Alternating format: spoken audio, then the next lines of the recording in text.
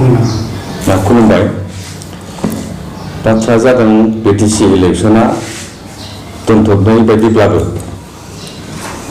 जुलाइनि गेजेराव जानायनि खोथा इलेक्शन जागोननि बाथ्रा बेखौ नोजोर लानानै बुंनो थाङोब्ला 37 धोनस्रि समष्टिया इउडेप बिपिएफ इउपिपिएल बिजेपि भटार पार्टी गेलेदोंब्लाबो दानि हाल-सालखौ नायनानै धोनस्रि समष्टियाव आंनो दा पजिशनाव दङ मित्रान बसुमतारी हिसाबै इउडेप हिसाबै बेखौ नायोब्ला 23,600 मुस्लिम भट दङ गथायैनो थेवब्लाबो बिपिएफ आरो ट्रेक्टर पार्टिया सानैजों नांलाय खमलायनि गेजेरजों जिखिनि मोननांगौ बेयो जथेस्थ मोनला मानो होनब्ला ट्रेक्टर पार्टिनि मानसिफ्रा नांगोल पार्टिनि मानसिफ्रा दोलो नागारनानै इउडेपआवसो फैगासिनो मैयाबो आङो 37 जन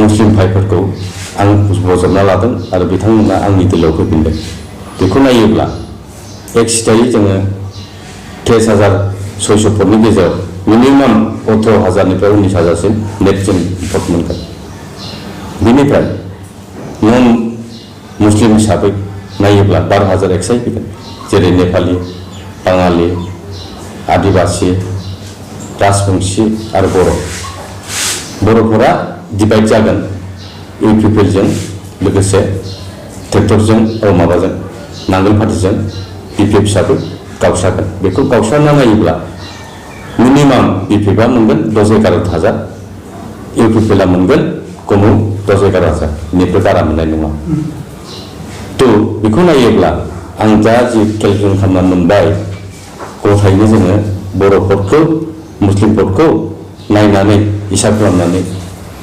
12,000 ओरै 19,000 बे भटखौ आं मोनगोन गासै आंनि आन्दाव 31,000नि बारा भट मोननायनि चान्सआ दङ आरोखि बिपिएफ आरो इउपिपिएल नागारनानै जे जयेन जाफैदों सार बेफोर मा खारननि थाखाय जादों सार बिनि खारना टिकेटखौ हाग्रामा महिलारि बिथाङा होनो नागिरदोंमोन नाथाय लकेल जोंनि एमएलए सरन बर'आ गादारि खालामदों मानो होनब्ला एनडिपि बिपिएफ निफ्राय टिकेट होनांगौनि खारना जाहैबाय प्रेस बिथां होननाया फैला होननाया सरन बर'नो 1.5 कोटिसो थाखा लानानै टिकेट होखोमादों ब्लेक टिकेट जायनि जाहोनाव हाग्रामा बिथाङा मिथिनाय लोगो आंनि केन्डिडेट नङा होननानै बुंनो गोनां जादों नोंथाङा जिथुनिखि बिपिएफनिफ्राय टिकेट फिन नागिरबावदोंमोन 4 मिलियन टिकेट नागिरदोंमोन बे टिकेट नागिरनायनि गेजेराव ड्राफ्ट होबासो रायज्लायगोन होननानै ड्राफ्टबो होबाय 1.5 लाख होखांनायनि उनाव टिकेटखौ आं मोननाय जायाखिसै फारसेथिं टिकेट मोनाबाथ' आंथ' गेलेनांगोन हिसाबै इउडेप कंग्रेसजों रायज्लायनानै टिकेटखौ आं मोनबाय आरो बे हिसाबै फैबाय थानाय बिटिसि इलेक्शनाव खुनु बिपिएफ दोलोआबो इउडेप दोलो ट्रेक्टर पार्टियाबो सरकार दानो हानाय नङा मानो होनब्ला जोंनाव जेसेबां बर' भटनि अनगायै गुबुन जाथिफोर दं बिसोर एनडिपि होनब्ला भट होनो नागिरा बे बाथ्राखौ जों बिथांमोननिफ्राय मिथिबाय ओंखायनो आं आसा खालामदों दानि इलेक्शन जागोनाव मिनिमाम 7था इउडेप हिसाबै गेलेदों खिन्थु 7थानि गेजेरजों 6था जों देरहागोन कंग्रेसआ 13था गेलेदों 13 गेजेराव मोनबाया सिअर गेले 6था आरो मोनबा 11था जों मोनगोन गभर्नमेन्ट दानायनि खेथ्रआव नोजोर बोनानै नायोब्ला हाग्रामायाबो जुदि गभर्नमेन्ट दानो हायाब्ला इउपिपिएलआबो जुदि गभर्नमेन्ट दानो हायाबा नबहरनियानि पार्टिनि ग्रुप दङ बिथांमोना जोंजों फैगोन आरो लास्ट ममेन्टआव मोननैजों मोनथामजों जानो हायाब्ला हाग्रामाया जुदि फैयोबा फैदों जोंहा बुंनो खोथा गैया वेलकाम खालामो जोंसो किं मेकार हिसाबै बिटिसिखौ सालायगोन जों थांनाय बाराव नुनो मोनदों इउडेपनि बिजाथि दसे समस्थिनि बिथाङा रबार्ट नार्जारिया माने बिपिएफआव जयेन जादोंमोन बिथाङा जादोंमोन खिन्थु बे आयदा गैयैनि थाखायनो हयथ' BCDC सिस्टेमखौ दानो रोङिनि थाखाय माखासे मुस्लिम जाथिफ्रा दुखु मोनदों, गाज्रि मोनदों। बेखौ जों दा रायजोफोरनो बुजायफिनदों आरो बिथांमोना मानिनो। गोबां माने भटार्सफोरबा माने बिटिसिनि रायजो राजाफोरा माने नोंथांनि सायाव मोनसे सन्देह जादों।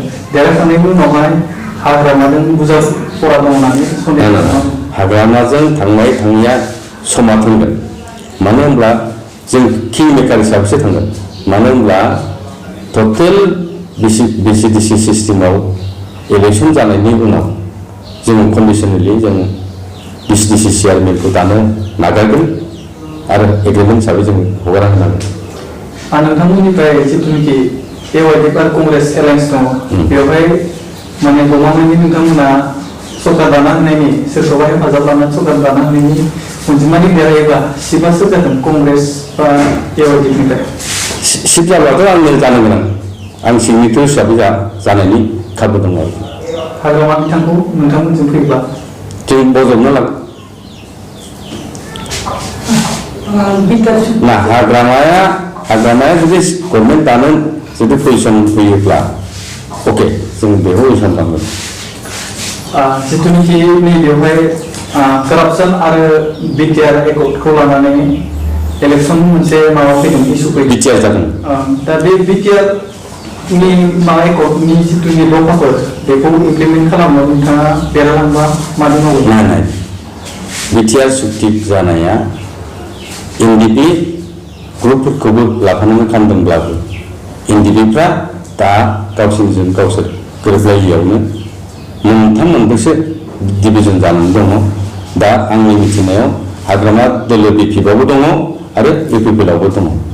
दा बेखायनो BTR सुक्ति जादोंब्लाबो सुक्ति रुफायना भारत गभर्नमेन्टजों आसाम गभर्नमेन्टजों रायलायनानै हयथ' खालामनो नाजानांगोन। आं जि बुजिदों 40टा समस्तियानो BTR सुक्तिया एप्लिमेन्ट जायोब्ला 60टा जागोनसो सुक्तिया रिफाइन जाबासो जागोन बे आरोखि। नोंथाङा सिट जागोन होनदों, नोंथाङा सिट जायोबा मावगोन ना मावा? मावगोन। दा नोंथांनो बे धनसिरि समस्तिनि भटार्सफोरा मानि थाखाय नोंथांनो भट होगोन? आंनो होनाङिनि खोथा जाहैबाय मुस्लिम जाथिफोरनि गेजेराव मोनसे समस्या फैदों। खुनु मुस्लिमा दिनैसिम BTC सिङाव थानानै BTCनि EM मोनफेराखै। ओंखायनो दुखु दंब्लाबो एबारनि इलेक्सननि गेजेरजोंनो देरहाखांनायनि उनाव BTC सिट जानांगौखौबो आंसो बुंदों आरोखि। आंसो मिथान बसुमतारी हिसाबै BTC सिटखौ नोंथाङा जानांगौ बे खोथाखौ मुस्लिम जाथिफ्रा बुंनो गोनां बायद' जादों। दिनैनि समाव जिथुनिखि बिसायख'थिया जायोब्ला बेसे भट मोननांगोन नोंथां? 32,000। दा बिसायख'थिखौ माला जानो लुबैयो? जुलाइनि लास्ट उइकआव जानांगौ होननानै जों बुंदों।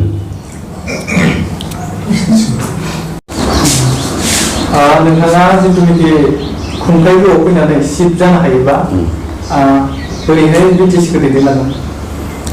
BTCनि सिट जायोब्ला गमामायैनो जोंनि BTCआव थानाय जेसेबां जनगोष्ठी दङ बे जनगोष्ठीफोरजों मोजाङै रायलायनानै बिथांमोननि जिखिनि लेन्ड समस्या बेखौ बोरै बेलेन्ड ब्लकनि समस्या बिथांमोननि NRCनि समस्या बेखौ जों काउन्सिलनि डिसिसन मथे डिसिसन लानानै जों मावनो नाजागोन आरो। आं जोबनायाव नोंनाव जोबथा सोंथि, जिथुनिखि नोंथाङा देरहाखांनायनि उनाव सिट जानायनि उनाव नोंथांनि गिबि खामानिया मा जागोन समस्ति बा BTCनि बाथिंदानि थाखाय?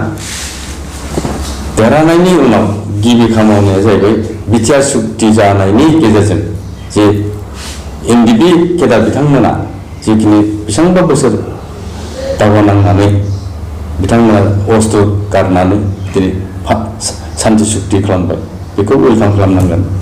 बेनिफ्राय केडार NDP बिथांमोननो हानायसिम बिथांमोननो एक्स ग्रेसिया होनाय जादों, लोगोसे थैनाय बिथांमोननोबो होनाय जादों आरो।